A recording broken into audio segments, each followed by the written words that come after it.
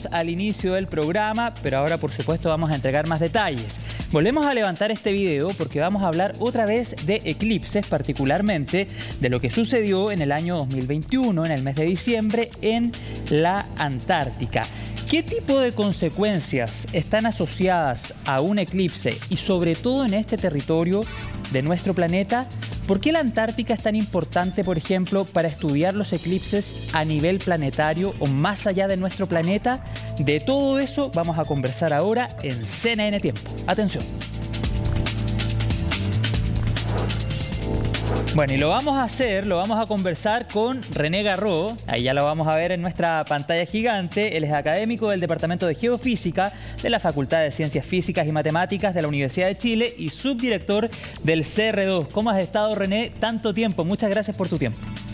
Sí, no, nuevamente muchas gracias por la entrevista, encantado de acompañarlo. Creo que la última vez que nos vimos fue en enero, así que han pasado sus meses, no tanto, pero va pasando el tiempo, ya estamos en otoño.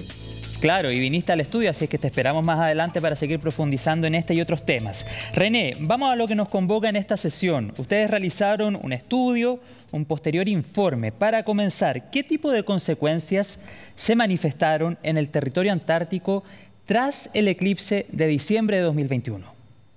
Mira, ocurrió más o menos lo esperado, fue un eclipse solar total, o sea, se oscureció Ajá. completamente, por supuesto, y eso implica un cambio en la radiación muy fuerte para la superficie.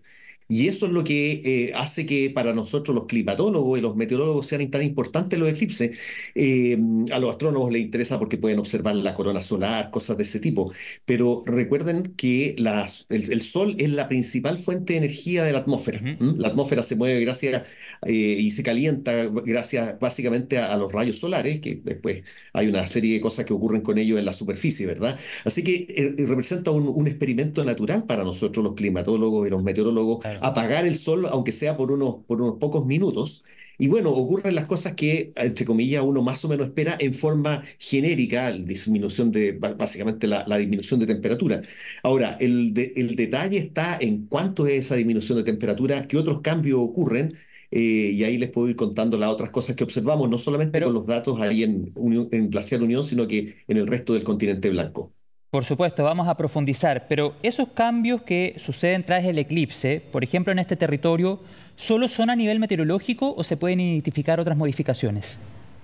Mira, ahora cada vez más aprendemos de los eclipses. Los cambios van desde, como decías tú, desde cosas que ocurren a nivel de superficie con la temperatura. En realidad, Ajá. toda la columna atmosférica tiene perturbaciones. Hay cambios también muy importantes en la ionósfera, que es una capa muy alta en la atmósfera y que es importante porque ahí es donde están las partículas cargadas. Bueno, las transmisiones radiotelefónicas, etcétera, incluso los satélites se pueden ver alterados. Mm. Ahora, ya se ha pasado incluso a mirar otros sistemas, ¿verdad? Está esta creencia popular que la gente y los animales se alteran un poco con los Sí. eclipses. Se está como estudiando eso ahora ya más saliendo de la cosa anecdótica. Yo no trabajo en eso, ciertamente, pero especialmente, bueno, en la Antártida no, porque había muy poca gente, pero por ejemplo, ayer hubo un eclipse muy importante en el hemisferio norte, en Norteamérica, Ujú. y claro, se hicieron observaciones en zoológicos, sociales, etcétera. Son fenómenos que realmente son muy asombrosos y muy interesantes de observar. ¿Y hay algún indicio, René, que nos dé a entender que hay ciertos cambios que permanecen o son todos momentáneos? Esa es una de las cosas que investigamos en nuestro trabajo que hicimos ahí en la Antártida. Ujú. Mira, en general, un eclipse, para que tengamos una idea, ¿cierto? Dura desde que comienza lo que se llama el primer contacto, o sea, cuando el sol se empieza a oscurecer hasta que culmina, ya queda completamente el sol nuevamente sin ninguna perturbación por la luna. Eso dura como 2 a 3 horas, dependiendo del eclipse. El momento de la oscuridad máxima, que en el caso de nosotros fue el 100%, Ujú. eso dura minutos, del orden de 2, 3 minutos, ¿verdad? Dependiendo del eclipse. Los cambios meteorológicos en particular perduran unos pocos minutos más, digamos, del orden de media hora, hasta 1 hora, pero nuevamente después sale, entre comillas, vuelve a aparecer el sol y rápidamente la condición vuelve a su condición normal. De nuevo, todas esas cosas hay que medirlas y uno más o menos las sospecha, pero mientras no hace mediciones finas de ese fenómeno, no tiene manera de saber realmente si ese conocimiento así como muy de la curiosidad que teníamos desde Claro. hace muchos años realmente se verifica. Y esa es la gracia de hacer estas mediciones cuando tenemos la oportunidad. Por supuesto, y hay una declaración tuya muy interesante que abre aún más la conversación. Tú señalaste lo siguiente sobre el estudio que llevaron adelante en la Antártica. Nos llamó la atención el débil enfriamiento inferior a 3 grados Celsius en lugares donde el eclipse fue total en comparación con otras zonas donde el eclipse fue parcial y la temperatura disminuyó hasta 6 grados en unos pocos minutos. ¿Cómo se explica esa diferencia, René? Claro, bueno, además, una cosa anecdótica, pero por supuesto nosotros llegamos al campamento ahí de INACH en ¿Ya? Glaciar Unión varios días antes por toda la logística que implica ir a este lugar. Es fascinante porque de hecho uno aterriza en el glaciar directamente en una pista de hielo. Y bueno, yo más o menos tenía una idea del orden de magnitud, pero claro, la apuesta era cuánto va a disminuir la temperatura, ¿cierto? Hay gente que decía no va a disminuir, otra gente que ¿Cuál era decía tu va a disminuir apuesta? 40 grados. Yo sabía, así que no quise ni siquiera participar en la apuesta, pero bueno, como dices tú, disminuyó del orden de 3 a 4 grados. Ahora, de hecho, más o menos en 3 grados fue el máximo enfriamiento que tuvimos en los minutos posteriores Ujú. al eclipse.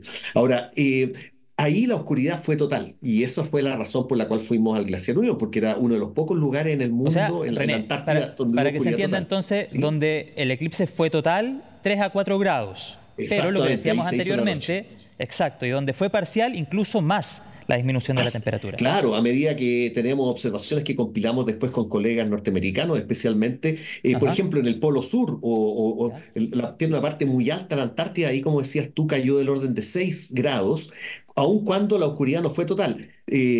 Fue bastante inferior a lo que te estaba comentando. Y eso tiene que ver porque en realidad ya aprendimos que lo más importante para el eclipse no es tanto la fracción de reducción. En el caso del glaciar Orión fue 100%, en el Polo Sur fue tal vez apenas el 60%, pero el Polo Sur recibía, en ese momento se estaban recibiendo más energía que lo que se estaban recibiendo en Glaciar Unión. Así que aun cuando la caída de oscuridad fue menos notable, en términos de energía, que la medimos en watts por metro cuadrado, en el Polo Sur, por ejemplo, esa caída fue más importante. Y esa es la que finalmente determina el enfriamiento. No es tanto. Claro, uno está fascinado porque la cosa se hace de noche, pero pasamos de recibir unos 200 watts por metro cuadrado a cero. En el caso del Polo Sur, pasaron de recibir de unos 400, de unos 600 watts por metro cuadrado a 300, que es el 50%, y por lo tanto ellos perdieron 300, o sea, perdieron sí, comparativamente más que lo que perdimos nosotros en Glaciar Unión. Y eso es lo claro. que hace interesante el estudio que presentamos con los colegas norteamericanos y chilenos en esta revista norteamericana. Claro, ahí se explica la diferencia de lo que tú nos señalabas recién. Y a propósito del estudio, ¿qué disciplinas participaron? ¿Cómo se llega a los resultados? Porque sé, de acuerdo a lo que leí en jornadas anteriores, que este es un trabajo interdisciplinario. Claro, bueno, ahí también la ciencia avanza de manera interesante. Nosotros fuimos, como te decía, parte de un proyecto que se presentó al Instituto Antártico Chileno, hay toda una logística, instalamos nuestras estaciones en colaboración con los colegas del INACH y otras instituciones que estaban ahí. Pero luego, justamente, dado que el eclipse se sintió, llamémoslo así, en toda la Ujú. Antártida, comenzamos a compilar información de otros lugares. Básicamente trabajamos climatólogos y meteorólogos, pero en una colaboración internacional bien interesante porque la mayoría de las estaciones, claro, Chile tiene algunas, pero en la península, donde casi no se, el eclipse ocurrió de noche, nosotros estábamos en el borde y por lo tanto sí lo pudimos observar. Así que tuvimos que conseguir muchas estaciones de otras partes del mundo, inglesas, norteamericanas, rusas, China, etcétera. También Bien. hicimos un esfuerzo de simulación con un modelo numérico. Una de las cosas interesantes, esto te da la oportunidad de probar hasta qué punto los modelos reproducen bien estos fenómenos tan importantes. Entonces también trabajamos con colegas, pero más bien especialistas en modelación numérica, algunos de acá de Chile, como Denis Mira. Boswood, pero otros también de Estados Unidos. Un astrónomo francés nos facilitó los datos cuando estábamos hablando de a qué horas va a ocurrir, por ejemplo, un eclipse. Eso no se le pregunta a los astrónomos, ¿ya? Los astrónomos tienen muy bien determinado esas condiciones y eso nos permitía justamente después correr nuestro modelo meteorológico. Así que habían climatólogos, expertos en modelación, astrónomos, por lo menos participando en esta investigación. Claro, justamente te quería preguntar por el aporte de la astronomía y tú nos has dado ahí el abanico de todas las disciplinas que se mezclan y se cruzan en este estudio en un lugar tan importante del planeta que también, por supuesto, permite proyectar qué va a suceder en otros territorios. Y también al escucharte hablar sobre lo interdisciplinario de este estudio, el posterior informe, se explica también el alcance que ha tenido los resultados que ustedes obtuvieron allí. René, ¿por qué la Antártica es tan relevante para poder medir o estudiar los eclipses? ¿Nos permite proyectar, por ejemplo, qué podría suceder en otros planetas? Sí, mira, una razón importante de documentar en la Antártida, la gente cada vez que hay un eclipse mide, y la mayoría de los eclipses, por supuesto, en zonas continentales. Por ejemplo, ayer en el eclipse que ocurrió en Estados Unidos, Ujú. el día lunes de esta semana, seguro que van a haber muchas observaciones, pero en la Antártida, dado su carácter remoto y con muy poca población, hay muy pocas observaciones, y de hecho solamente se había documentado un eclipse. Han ocurrido otros eclipses previamente, ¿cierto? Pero en cuanto a mediciones meteorológicas, solamente estaba uno que ocurrió en noviembre del año 2003, así que ahí nos Claro. saltamos aquí al 2021. La importancia de la Antártida es que cuando tú tienes un eclipse, por ejemplo, el que ocurrió esta semana en Norteamérica, partió en una zona media semiárida, después pasó por el interior de Estados Unidos, llegó a la costa este de Estados Unidos.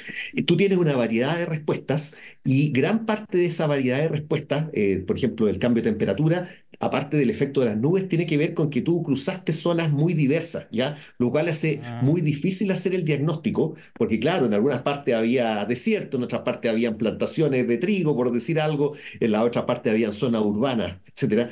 Y eso complica saber si el cambio está muy controlado por las condiciones superficiales. La Antártida da la oportunidad, es un continente relativamente homogéneo, por lo menos es todo blanco, ¿cierto? Y es relativamente, no hay grandes diferencias de paisaje. El terreno también es un poquito más sencillo hasta cierto punto que el de otros continentes. Entonces, para estudiar bien lo que tú me preguntabas de nuevo, por qué en algunos lugares el enfriamiento fue mayor que en otros, ujú. si tú lo ves en un continente, entre comillas, normal, esa respuesta es muy difícil por el hecho de que se te combinan condiciones superficiales muy distintas. Exacto. En la Exacto. Antártida teníamos una condición superficial bastante homogénea y eso de alguna manera facilitó el estudio que reportamos. Y por eso permite proyectar, han dicho algunos expertos, cómo sería el estudio de un eclipse en otro planeta fuera de la Tierra. Y recordemos también que la Tierra es el único planeta, hasta donde sabemos al menos, René, que un eclipse se puede estudiar desde dentro. De acuerdo a la Sí. proyección, ¿cuándo es el próximo eclipse en la Antártica? Eso lo sabemos con mucha claridad y rigurosidad, porque como te decía, esto ya cae, me salgo aquí de la meteorología y nos metemos a la mecánica celeste, y eso es muy preciso, ¿verdad? Y el próximo eclipse va a ocurrir el año 2039. De hecho, lo conversaba con mi colega japonés, que fueron los que hicieron el informe para el eclipse del 2003, y bromeamos de que, bueno, ojalá que estemos en el 2039, no, trataremos de verlo, Así porque será. yo nunca había visto un eclipse, y la verdad que verlo, además verlo en la Antártida, recuerda tú que cuando nosotros estábamos en la Antártida, en diciembre, estábamos dentro del Círculo Polar Antártico con 24 horas de luz, o sea, todo el día con luz, así que durante 2 semanas fueron solamente días, excepto una noche que duró algo así como 2 minutos, Imagínate. un fenómeno muy fascinante. Imagínate qué privilegio haber estado ahí. Te quiero agradecer esta conversación, René. Siempre un gusto poder absorber todo el conocimiento que tú nos entregas y te dejo completamente invitado a que vengas al estudio de CNN Tiempo para que podamos seguir profundizando y ojalá que podamos proyectar también desde tu campo de acción cómo va a ser el invierno 2024. Hay mucha conversación sobre eso, René, así es que te extiendo desde ya la invitación. ¿Te parece? Cuenten con eso, nos vemos pronto y vamos a ver qué nos trae la niña global que viene este año. Ya, pues, Así que René. estamos en contacto y muchas gracias por la invitación a conversar nuevamente. Perfecto, René. Que tengas una gran jornada. Chau. Gracias, chao, chao. Chao.